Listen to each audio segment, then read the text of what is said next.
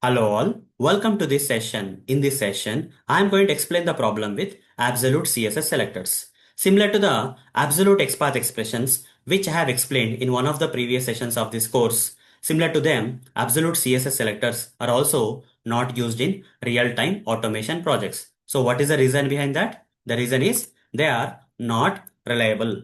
What is the reason? They are not reliable.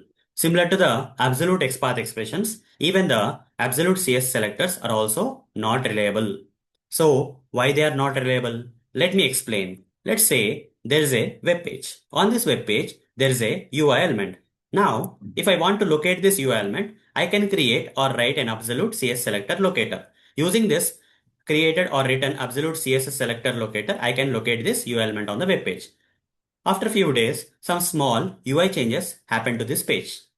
So, will the created absolute CSS selector locator will be the same or will keep changing? It will change. Okay. For small UI changes on this page, whatever the absolute CSS selector locator that we have created earlier will get changed.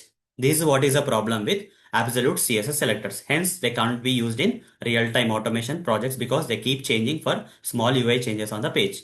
So what is the solution for this? The solution for this is relative.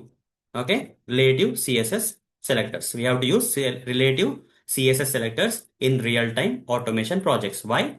Because these relative CSS selectors are more reliable than the absolute CSS selectors. For small UI changes on the page, these relative CSS selectors won't change easily. That's why we use relative CSS selectors in real-time automation projects over the absolute CSS selectors. From the next session onwards, I'll be teaching and explaining you practically with lots of examples on these relative CSS selectors.